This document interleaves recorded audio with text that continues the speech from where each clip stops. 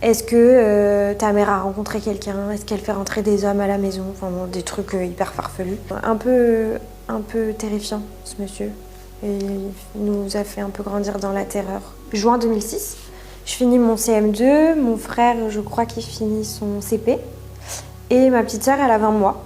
Et mois de juillet, du coup, les vacances d'été sont partagées. Donc un mois mon père, un mois ma mère. Et le mois de juillet, c'est pour mon père. Donc ma mère nous prépare nos petites valises avec des habits d'été, etc.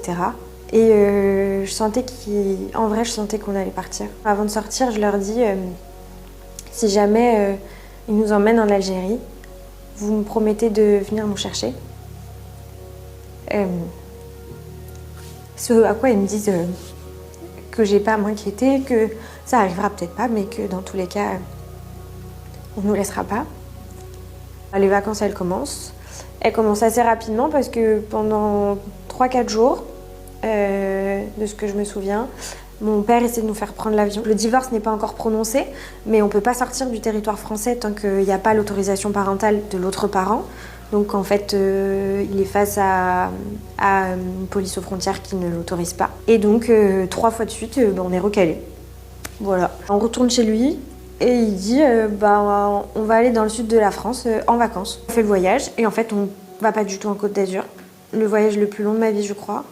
On fait, je crois, Paris, Bordeaux à peu près. Je me situe mal.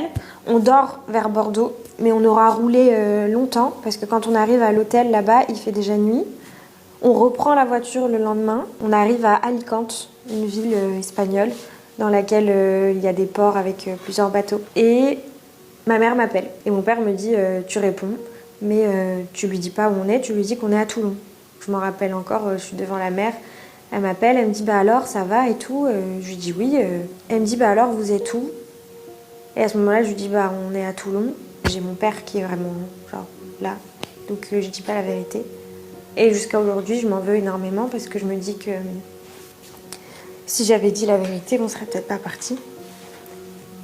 Et je crois qu'il se rend pas compte en fait du mal qu'il nous a fait. Le lendemain de cet appel, on prend le bateau. On prend le bateau et on s'arrête à Oran. Donc c'est une ville de l'ouest algérien qui, je dirais, en termes de distance, c'est équivalent à Paris-Marseille. J'essaie surtout de calmer mes frères, enfin mon frère et ma sœur, parce qu'ils sont tout petits, donc du coup ils sont la voiture pendant plusieurs heures. Déjà moi c'était dur, mais alors eux encore plus. On arrive difficilement à Alger, mais on y arrive le soir, très tard le soir. Et du coup dans sa famille. Donc c'est une grande maison familiale où vivent ses parents et ses frères et sœurs.